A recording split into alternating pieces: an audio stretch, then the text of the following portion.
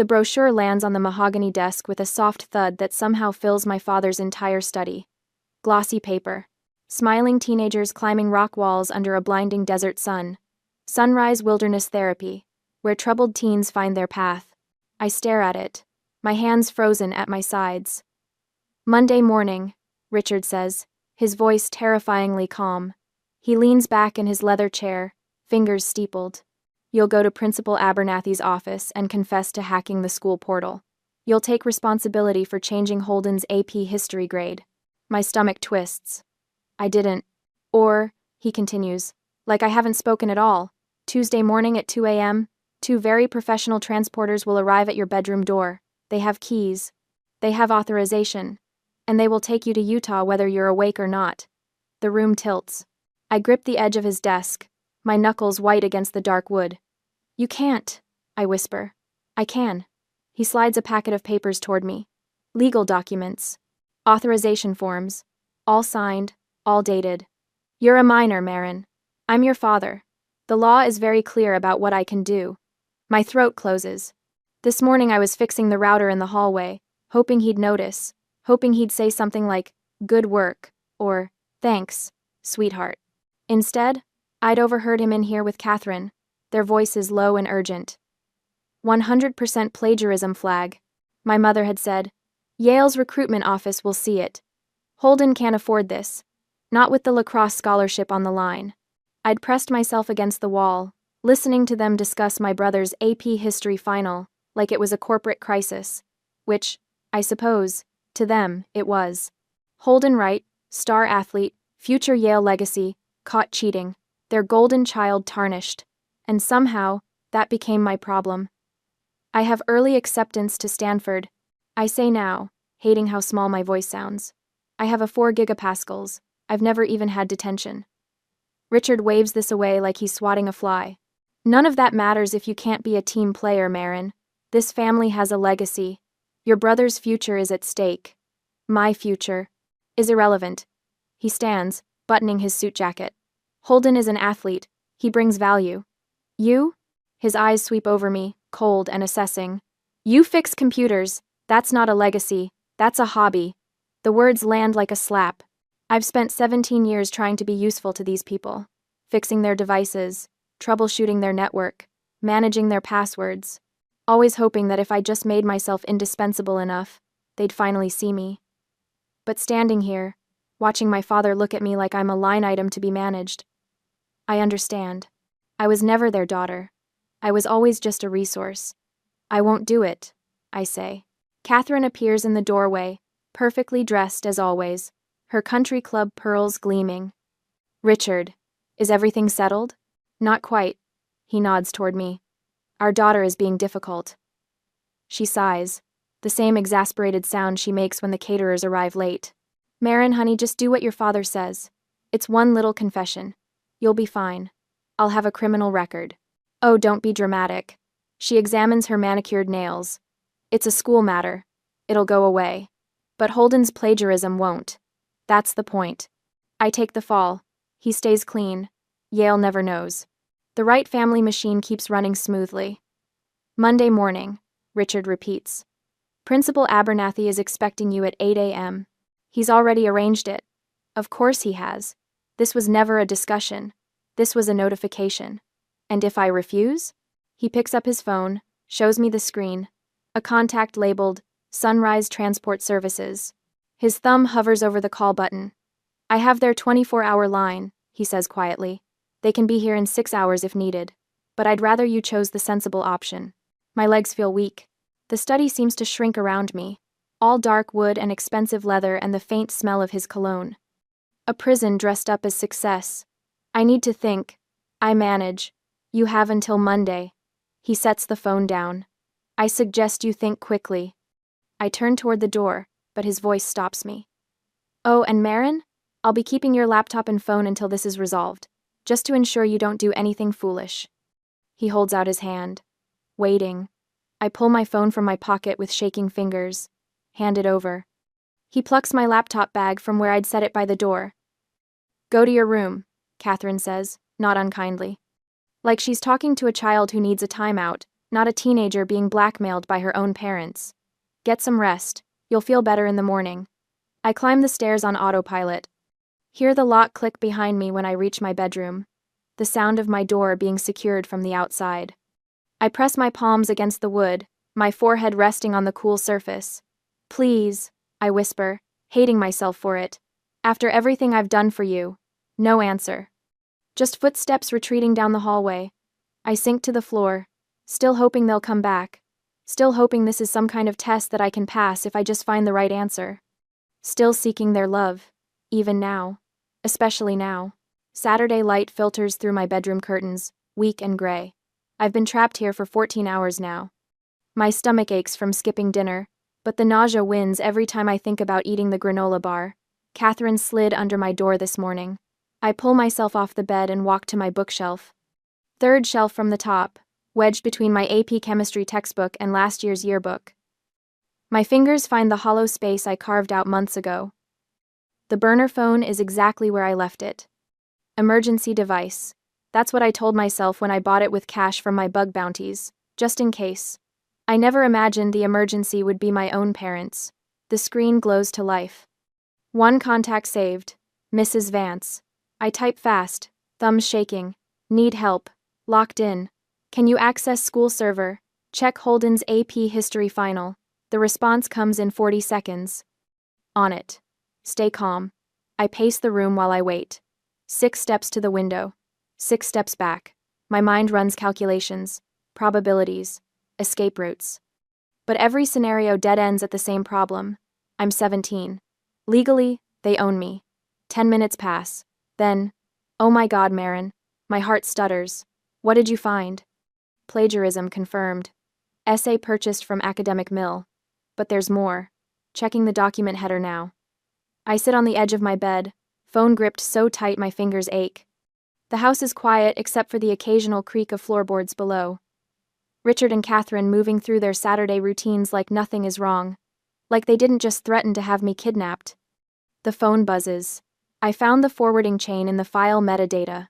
The receipt was emailed to r.wright@wrightassociates.com. I read it 3 times. Not just academic dishonesty. Corporate fraud. Richard used his work email to facilitate the transaction. He likely expensed it. My father didn't just fail Holden. He committed embezzlement to cover it up. The room seems to tilt. I press my palm against the wall, steadying myself. This is bigger than a plagiarism scandal. This is criminal. Federal charges. Prison time. Another buzz. Are you safe? Should I call someone? I want to say yes. Want to tell her to call the police. Call anyone. But I know how this plays out. Richard has lawyers. He has money. He has a network of people at the country club who owe him favors.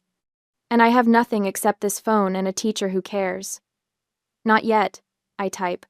Need more time. Downstairs, I hear Richard's voice. Muffled through the floor, but I catch fragments. Tuesday morning. Confirmed. 2 a.m. Pickup. He's talking to them, the transporters, making it real. Something shifts inside my chest. Not fear anymore. Something colder, sharper. I stop crying. Just stop. The tears dry up like someone turned off a faucet. Because I finally understand. There is no earning my way out of this. No amount of usefulness will make them love me. I could fix every computer, solve every problem, sacrifice everything, and it would never be enough. They don't see a daughter. They see a tool.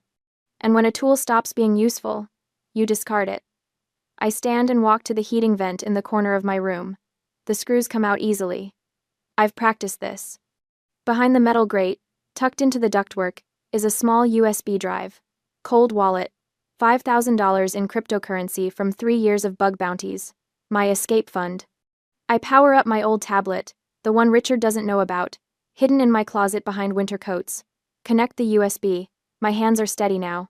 Clinical. The cryptocurrency exchanges to a prepaid Visa in 17 minutes. I watch the progress bar fill, thinking about all those nights I spent hunting vulnerabilities in corporate systems. All those reward payments I saved instead of spent. I was preparing for this without knowing it. Can you set up a trap? I text Mrs. Vance. On the school server? What kind of trap? The kind that deploys evidence when triggered. The email logs. The fraud. Can you do it? 3 dots appear. Disappear. Appear again. Yes. But Maren, this will destroy him. My finger hovers over the keyboard. I think about my father's face when he handed me that brochure. The cold certainty in his voice. The way he looked at me like I was already gone. Good. I type back. Catherine's footsteps on the stairs. I shove the phone under my pillow, hide the tablet under my mattress. She unlocks my door, edges it open. Carries a tray with a sandwich and apple slices. You should eat something, she says, not meeting my eyes. She sets the tray on my desk and turns to leave. Mom. She pauses, hand on the doorframe. Why are you doing this? She looks at me then. Really looks. And for half a second I see something flicker across her face. Guilt, maybe. Or shame. But then it's gone. Your brother needs this, she says quietly. The family needs this. And what do I need? She doesn't answer. Just closes the door, locks it. I listen to her footsteps fade. Retrieve the phone from under my pillow. Trap armed. Mrs. Vance texts. Payload ready to deploy on command. Are you sure about this? I look around my room. At the trophies from academic competitions Richard never attended. The certificates from coding camps Catherine never asked about. The Stanford acceptance letter pinned to my bulletin board that they dismissed as irrelevant. This was never my home. These were never my parents. They're captors, and I'm done being their prisoner. I'm sure, I type. Let's end this. On Sunday night, the country club's crystal chandeliers throw fractured light across white tablecloths, making everything look sharp and expensive. I smooth my navy dress, Catherine's choice, not mine, and force my face into something neutral. Blank. The expression I've practiced in the mirror for the last hour. Richard has his hand on my elbow, guiding me. To anyone watching, it probably looks protective, fatherly.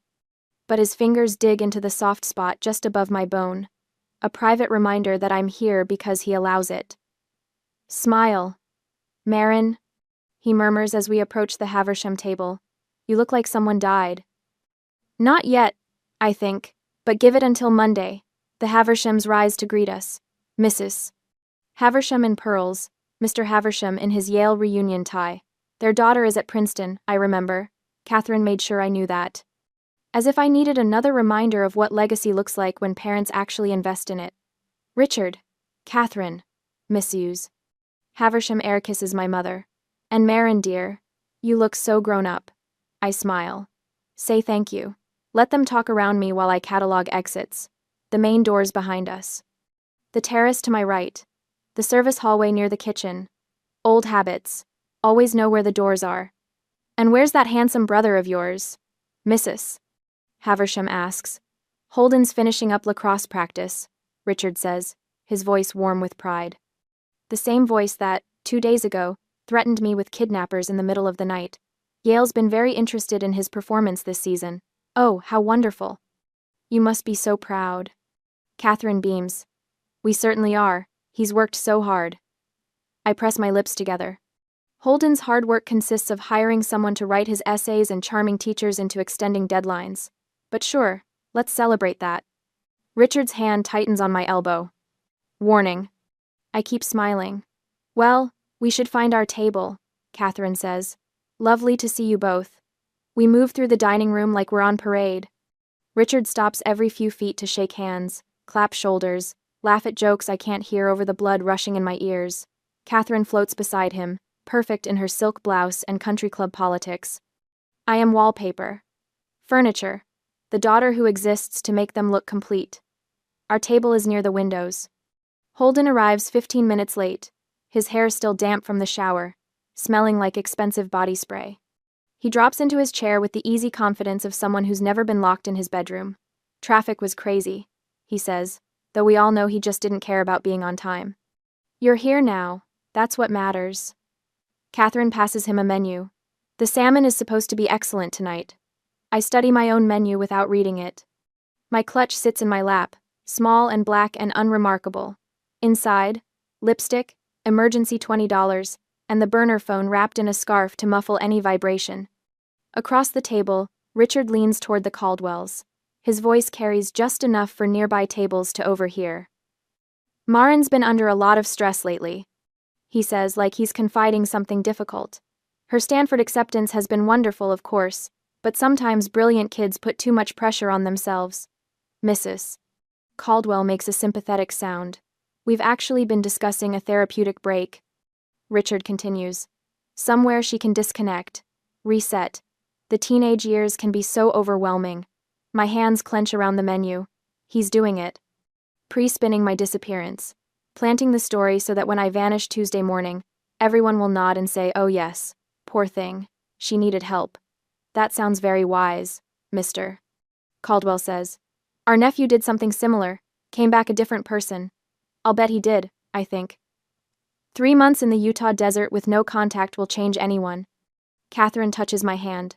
Sweetheart, are you all right? You look pale. I'm fine. My voice sounds far away. Just tired. Maybe you should visit the ladies' room, she suggests. Translation. Go fix your face, you're embarrassing us. I stand. Take my clutch. Walk toward the hallway near the restrooms, my heels clicking against marble. The hallway is quiet. Dim. I slip into the single-stall bathroom and lock the door behind me. My hands shake as I pull out the burner phone. I've kept it on silent since yesterday, checking it only when I'm certain I'm alone. Now I thumb it on. The screen glows pale in the fancy bathroom lighting. One new message, Mrs. Vance, payload armed, 2 words, that's all. But my chest loosens for the first time since we arrived. The trap is set, the server script is loaded, the evidence is compiled and queued. Tomorrow morning, when I walk into that building, I won't be defenseless. I'll be the one holding the trigger. I delete the message, power down the phone, wrap it back in the scarf, and tuck it into my clutch. When I return to the table, Holden is telling some story about lacrosse practice. Something about a goal he scored, a play he made. Richard laughs, genuinely delighted. That's my boy, he says. I sit down, pick up my water glass. Let the conversation flow around me. Dinner arrives. Salmon for Catherine, steak for Richard, pasta for Holden. I ordered soup because it's hard to look like you're eating when you can barely swallow. You should eat more than that, Catherine says quietly. You're getting too thin. I take a spoonful. It tastes like nothing. After dinner, Richard excuses himself to smoke cigars with the Haversham men. Catherine drifts toward the bar to gossip with the tennis ladies. Holden heads for the lobby, probably to flirt with the hostess. I follow him, not because I want to, because I need to. He's leaning against the coat check counter, scrolling through his phone. Smirking at something. Holden. He looks up, the smirk widens. Hey, sis. You surviving? Barely. Yeah, well. He pockets his phone. Maybe next time don't make things so complicated. Just take the hit for the team, you know? Something in my chest goes very cold. I look at him. Really look at him. This person who shares my DNA, my last name, my home. This stranger who thinks my future is a reasonable sacrifice for his convenience. And I feel nothing. Not anger. Not hurt. Just a distant clinical observation. He is not my brother. He's a symptom of the disease that is this family. You're right, I say quietly. I should have made things simpler. He blinks, surprised. Oh, well, good. See you at home. I walk back toward the dining room, but I don't feel afraid anymore. I feel clear, focused. They're at the table when I return, Richard and Catherine discussing golf schedules. They look up when I approach. Feeling better? Catherine asks. Much better. I meet Richard's eyes. Let him see the daughter who's learned her place. The one who understands the family comes first. Don't worry, Dad. I'll handle everything tomorrow. Something in his face relaxes. Victory. He thinks I'm giving in, accepting my role. Good girl, he says. I knew you'd see reason. I smile. It feels cold on my face. Precise. I always do. Later, in the car ride home, I watch the streetlights blur past my window. Catherine hums along to classical radio. Richard drives with one hand, relaxed and confident. They think they've won. They have no idea what Monday morning will bring. No idea that while they were parading Holden around, I was confirming the weapon that will dismantle everything they've built. Tomorrow will determine everything. The trap is set. All I have to do is spring it. Monday morning, I dress in my Sterling Hall uniform with hands that barely shake, button the blazer, straighten the tie, Check my reflection in the mirror, and practice the expression I need. Broken. Defeated. A girl who knows she's lost. It's not hard. I've worn this face before. The real trick is remembering it's a costume now. Downstairs, the kitchen smells like Catherine's French press coffee, and the expensive bread she orders from that bakery in Greenwich. Normal morning sounds. Richard reading something on his tablet. Holden crunching cereal like he doesn't have a care in the world. Because he doesn't. Not anymore. I'm taking care of everything. I clutch my school bag against my chest as I enter, letting my shoulders curl inward, make myself small. The broken burner phone sits right on top, waiting to be found. The perfect decoy. Catherine glances up from her coffee, and I catch the flash of relief in her eyes. She thinks I've accepted my fate.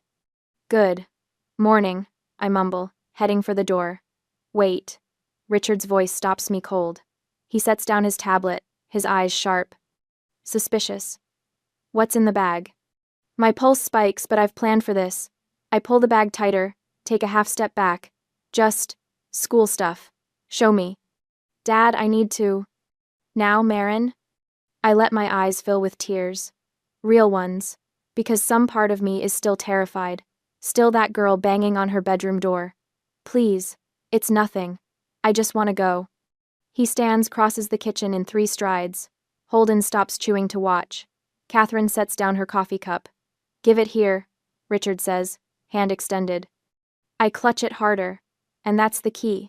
The resistance. If I'd handed it over easily, he might have suspected. But this desperate, futile defiance? This is what he expects from me. No, I whisper. Please, just let me have this one thing. He rips the bag from my hands. I stumble backward, bumping into the counter. Watch him unzip it roughly, dump the contents onto the kitchen island. Textbooks, folders, a calculator. And there, sliding across the granite, my burner phone. Richard picks it up slowly. Turns it over in his hands. Well, he says softly. What do we have here? It's nothing, I say, voice breaking. I just needed a way to... To what? Coordinate your little schemes? He holds it up to the light like it's evidence in a trial. Which I suppose it is. Were you planning to call someone? Your teacher friend, maybe? Get her to help you run away? No, I wasn't going to ton. Enough. He drops the phone on the tile floor, raises his foot. Dad, wait. The screen shatters under his heel. He grinds it down, plastic cracking, glass splintering across the kitchen. When he lifts his shoe, the phone is in pieces, completely destroyed. Catherine exhales, actually sighs with relief. Thank God, Richard. I was so worried she'd try something foolish. Holden laughs, mouth full of cereal. Guess you're really alone now, huh? No phone, no friends, no way out. I stare at the broken pieces. Let my breathing hitch. Once, twice. Let my hands shake. Then they all look away. Turn back to their coffee, their cereal, their tablets. And in that moment, when their attention shifts, I let my breathing steady, just for 3 seconds, just long enough to remember, this was the plan. I needed them to find the phone. Disgay. Needed them to destroy it. Needed them so drunk on their own victory that they'd never suspect the real trap. The one already armed in the cloud. The one that doesn't need my device. Any terminal connected to the school network will do. I just need 10 seconds at a keyboard. Get your things, Richard says, checking his watch. We're leaving in 5 minutes. I gather my books with trembling fingers, shoving them back into my bag. The burner phone stays where it is, a sacrifice on the altar of their arrogance. Worth it. Every piece. The drive to Sterling Hall Academy feels longer than usual. Richard drives, Catherine in the passenger seat. Both of them relaxed now, celebrating. This is for the best, sweetheart, Catherine says, twisting to look at me in the back seat. You'll see. Once this is all settled, everything will go back to normal. Normal. Like there was ever anything normal about this family. Principal Abernathy has the confession letter ready, Richard adds. His eyes meet mine in the rearview mirror. You sign it, we submit it to the school board, and this whole mess goes away. Holden keeps his scholarship. The family reputation stays intact. And me? I ask quietly. You'll learn an important lesson about loyalty. The Sterling Hall campus appears through the morning fog, all brick buildings and manicured lawns. Students walking to class with their coffee cups and backpacks, completely unaware that in about 15 minutes, everything is going to change. Richard parks in the visitor lot, closer to the administrative building, more convenient for their purposes. We walk across campus like I'm being escorted to my execution. Richard on one side, Catherine on the other. A prisoner between her guards. Students stare. Some whisper. They all know who the Wrights are. Holden's family, the ones with the money and the connections and the country club memberships. No one asks if I'm okay. The administrative building smells like floor polish and old paper. Principal Abernathy's office is at the end of the hall, door already open, waiting for us. He stands when we enter, extending his hand to Richard. Mr. Wright. Mrs. Wright. Then, barely glancing at me, Maren. Gerald? Richard says, shaking firmly. First names. Of course they're on a first-name basis. Thank you for accommodating us this morning. Anything for Sterling Hall's most generous donors. Abernathy gestures to the chairs. Please, sit. Richard and Catherine take the leather chairs facing the desk. I'm left standing until Abernathy points to a smaller chair off to the side. The student chair. The one positioned lower than everyone else's. I sit. Now then. Abernathy pulls out a folder, opens it to reveal a typed document. This is the confession we discussed. It outlines how you, Maren, accessed the school portal, using your computer science knowledge to alter your brother's grade. Very straightforward. You sign here, we file it with the disciplinary committee, and the matter is resolved. He slides the paper toward me. A pen rests on top. 3 predators surrounding me. Richard to my left, leaning forward slightly. Catherine to my right, hands folded in her lap. Abernathy behind his desk, already reaching for his official stamp. No phone, no visible help. No way out that they can see. But I don't need any of those things. Because the trap isn't in my hands. It never was. It's in the cloud, armed and ready, waiting for one single command. I look at the confession letter, at the pen, at their expectant faces. I stare at the words swimming on the page.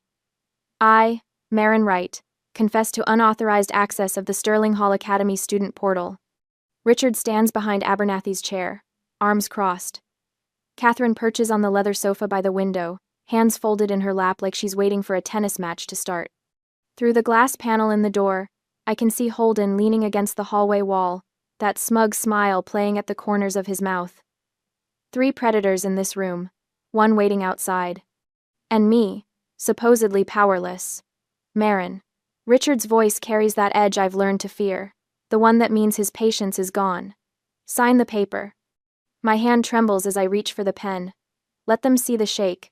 Let them think I'm still that girl who banged on her bedroom door, begging for mercy that would never come. I pick up the pen. Hold it over the signature line. Then I set it down. I need to upload the original file. I say, my voice small and broken, to make it more legally binding. The one from my laptop. It's still on the school server. Richard frowns. What are you talking about? The hack. I look up at him with wide, desperate eyes. The performance of a lifetime. If I'm confessing, shouldn't there be proof? Real documentation? Otherwise, it's just my word against. I let my voice trail off, like I'm too scared to finish. Abernathy glances at Richard. She has a point.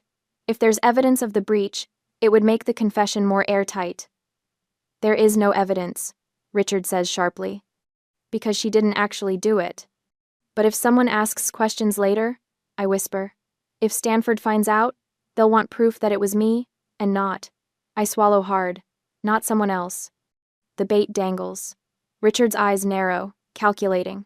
He wants this buried deep, wants every possible angle covered. His corporate instincts kick in. Always get it in writing. Always document the fall guy. Fine. He nods toward the desk. Make it quick. Abernathy stands abruptly, smoothing his suit jacket as he steps aside to give me access. My heart hammers, but I keep my breathing shallow and quick. Terrified child. Compliant victim. I slide into the leather chair, still warm from him, and my fingers find the keyboard. The muscle memory takes over. A single command line, typed so fast it barely registers. Enter. The wall monitor behind Abernathy's desk flares red. Richard steps forward. What did you... The screen erupts with text. Forensic logs scrolling in real time, white text on crimson background, IP addresses, timestamps, access records. And there, in bold letters at the top, evidence of academic fraud. What is this? Abernathy reaches over my shoulder, clawing for the mouse, but nothing responds. The screen keeps scrolling. Holden's student ID number, the AP history final, the 100% plagiarism flag. Then the email chain appears. The forward from Holden, the response from Richard, the attached expense report submitted to Wright and Associates Financial Group. Catherine makes a small sound, like air escaping from a punctured tire. Turn it off, Richard says, his voice deadly quiet. I can't. Abernathy is clicking frantically. It's not responding. I don't. The printer starts. That horrible grinding sound as it wakes up, and then paper begins spewing out. Page after page of evidence. The logs, the emails. The internal expense report proving that Richard Wright paid for his son's cheating using company funds. Company funds. The screen updates with new text. Copies of this evidence have been automatically distributed to the following recipients. The list appears, line by line. Ivy League Athletic Commission, Sterling Hall Academy School Board, Hartford Courier Press, Connecticut Attorney General's Office, IRS Criminal Investigation Division. Richard's face goes white. Not pale, white, the color of bone. You little... He reaches for the computer, but the monitor goes black. The printer falls silent. 15 pages scattered across Abernathy's desk, across the floor, perfect copies of his fraud laid out like playing cards. Someone is knocking on the door. Hard, urgent knocking. Abernathy opens it with shaking hands. A security officer stands there, and behind him, a man in an expensive suit I recognize from Wright family dinners. School Board Chairman Wallace. Richard. Wallace's voice is ice. I just received a very interesting email. This is a misunderstanding. Richard starts, but Wallace holds up his phone. Embezzlement of corporate funds for personal use, fraud, bribery of a school official. He looks at Abernathy, who has gone gray. We need to have several conversations, starting now. The security officer steps into the room. Mr. Wright, I'm going to have to ask you to come with me. You can't be serious. Richard's voice cracks. Do you know who I am? I know exactly who you are. Wallace's expression is granite. That's why this is going to be handled by the book. Officer, please escort Mr. Wright to the security office. Someone from the school board's legal team is already on their way. Richard turns to me, finally sees me, really sees me. I stand up from Abernathy's chair, and I don't look away. Don't blink. Don't apologize. His reputation is burning in real time. Every email recipient reading the evidence, the IRS flagging his account. Yale's recruitment office adding Holden to their permanent blacklist. The country club members Catherine cares so much about forwarding the Hartford Courier article to each other over morning coffee. Everything he built, everything he valued, every reason he thought he could threaten me. Ash, Maren. Catherine finds her voice, thin and desperate. Tell them this is a mistake. Tell them. I pick up my bag, walk toward the door. Maren, please. I pause in the doorway. Look back at them one last time. Richard, being guided out by security, his perfect suit suddenly looking cheap. Catherine frozen on the sofa, her country club pearls catching the light. Abernathy, holding the evidence papers with trembling hands. And through the window, Holden's face pressed against the glass, smile finally gone. I don't say anything. Don't need to. The evidence spoke for me.